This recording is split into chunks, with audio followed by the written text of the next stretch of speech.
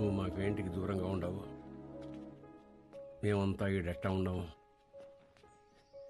నీకు తెలవాలా? ఏడాది తిరగని బిడ్డవి నన్ను తీసుకొని మీ అమ్మనైనా పోతా ఉంటే కారుకి యాక్సిడెంట్ అయినది. మీ నాయన కోమాలకు పోయినాడు. మీ అమ్మ సావు బతుకులు నడుముండిపోయినది.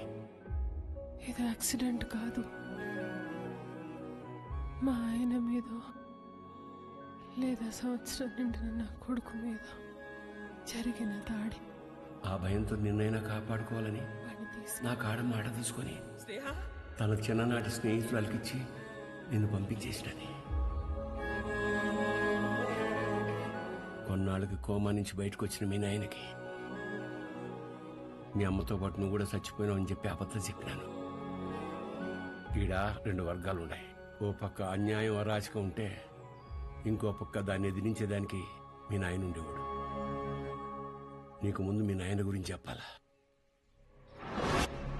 ఒకరోజు రాయలప్ప దొడ్డికాడ సెంగారెడ్డి మనుషులు చదువుకునే పిల్లని పాడు చేసినారు.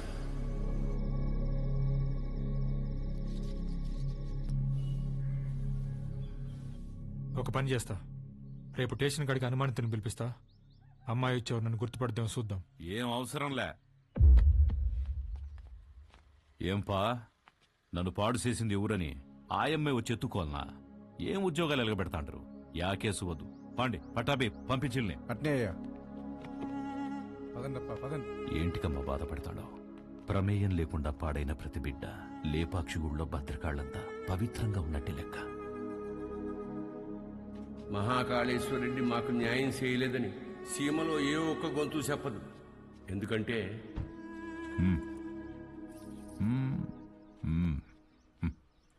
పొమ్మ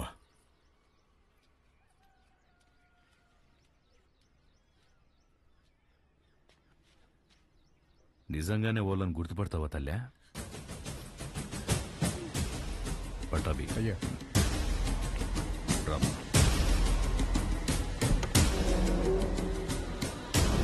ఎంతో ఆలోచించే మీ నాయన ఒకే ఒక తప్పు చేసినాడు. పగ ప్రేమగా మారితే ఊర్లు బాగుపడతాయని నమ్మి నా బిడ్డను సెంగారెడ్డికి ఇచ్చి పెళ్లి చేయమని చెప్పి కట్నంగా మైకాగన్లు ఇచ్చినాడు.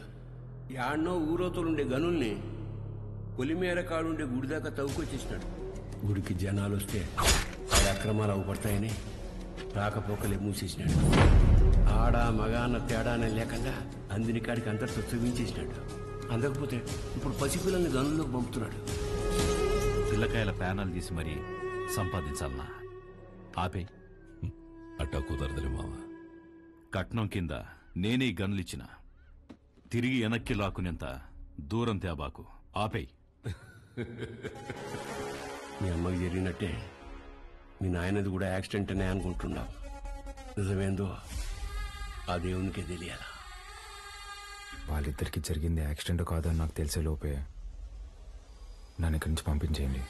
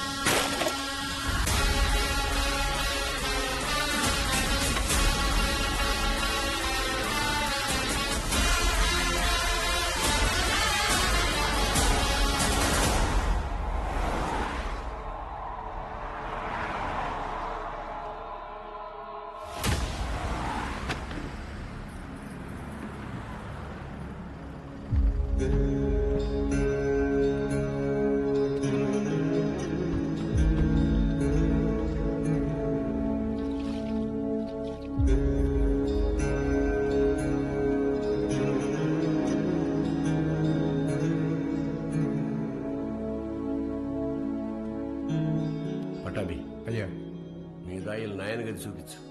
పదండి బాబు.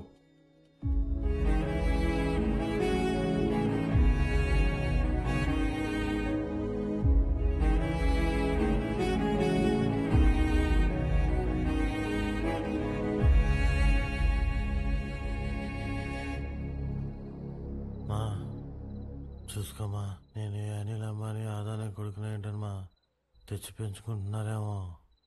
ఆ పుట్టినానికి నాకు పోలికలు ఎక్కడున్నాయమ్మా? గుర్తు తెచ్చుకోమ్మా. నేను ఈ దరిద్రంలో బతకలేకపోతున్నానా? గుర్తు తెచ్చుకోమ్మా. ఏంద్రా గుర్తు తెచ్చుకునేది నీ అయ్యా.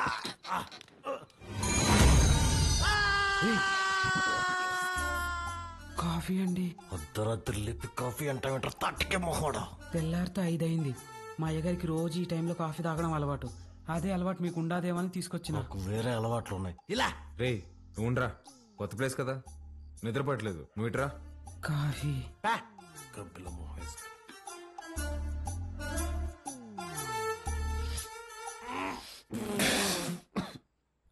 ఏంట్రా ఇది? ఈ ఆపాకు కాఫీ అయ్యా. అయ్యగారు రోజు ఇదే తాగుతారు. చూడు సత్తి. చూడు సత్తి, నాకు మీ అయ్యగారు చాలా తేడాలు ఉంటాయి. ముందే ప్రిపేర్ అయ్యండు, లేదంటే మళ్ళీ డిసప్పాయింట్ అవుతావు. అయ్యగారు కూడా అచ్చు ఇలాగే తాగేవారు. రే సుధా, భూమి మీద నీళ్ళు ఎవడైనా ఇలాగే తాగుతాడు కదరా. రేయ్ నువ్వేమన్నా మధ్య ముక్కుదా తాతావా? మీరు రాత్రి కూడా ఏం తినలేదు. టిఫిన్ రెడీగా ఉండాలి, రండి తిందురు. చాలా పెద్దమ్మా. కొంచెం నాకు కూడా. తిన్నానా? చాలమ్మా. తిను.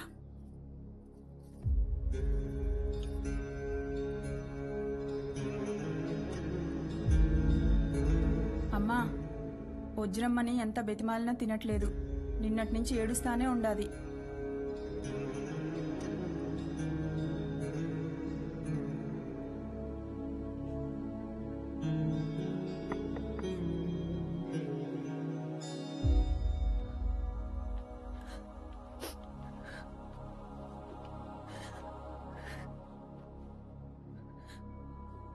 ఇలాంటప్పుడు ఏం మాట్లాడాలో తెలీదండి. ముందెప్పుడు ఇలాంటి పరిస్థితుల్లో లేను. ఆయన మీతో గడిపింది సంవత్సరానికి 11 రోజులైనా నాతో పోల్చుకుంటే కొంచెం ఎక్కువే కదండి. మనకి హైదరాబాద్లో మంచి ఫ్యామిలీ ఉందండి. అమ్మ, నాన్న, అన్నయ్య. అందులోనూ మా అమ్మకి ఆడపిల్లలంటే విపరీతమైన ఇష్టం. మిమ్మల్ని బంగారంలా చూసుకుంటారండి. కర్మ తర్వాత మీరు మాతో పాటు వచ్చేయండి. ఇంతకన్నా ఎలా ఓదార్చాలో తెలీదండి. ప్లీజ్ వచ్చి తినండి.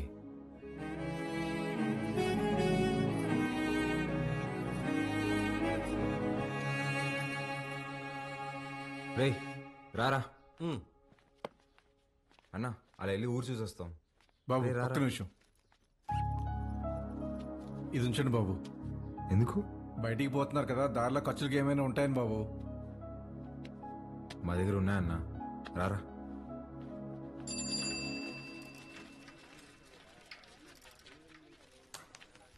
సత్యన్నా, నా బాకీ తీర్చన్నా. చాలా రోజులు అవుతుండదే. ఈ టూర్ వచ్చినప్పుడు ఇస్తాలే, ఇంకా జీతం రాలా. ఏయ్ పాత బాకీ నేను ఇస్తాలే. ఎంత? 22,500 అండి. 22,500? అవునండి. ఊరే ఇంత చిన్న షాప్ లో అంత బాకీ ఎట్ట చేసావురా? సత్యానికి మా కొట్లో చెకోడీలంటే భలే ఇష్టం అండి. చెకోడీలకి 22,500? అవునండి. 2 రాష్ట్రాల బడ్జెట్ తినేసి ఎట్ట సిగ్గుపడుతున్నావురా?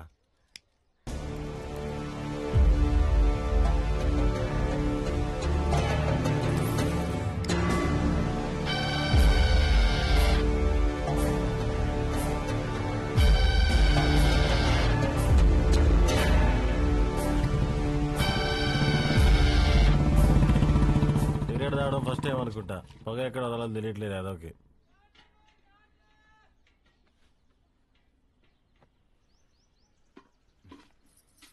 ఎవరు? మా పాపయ్య. భలే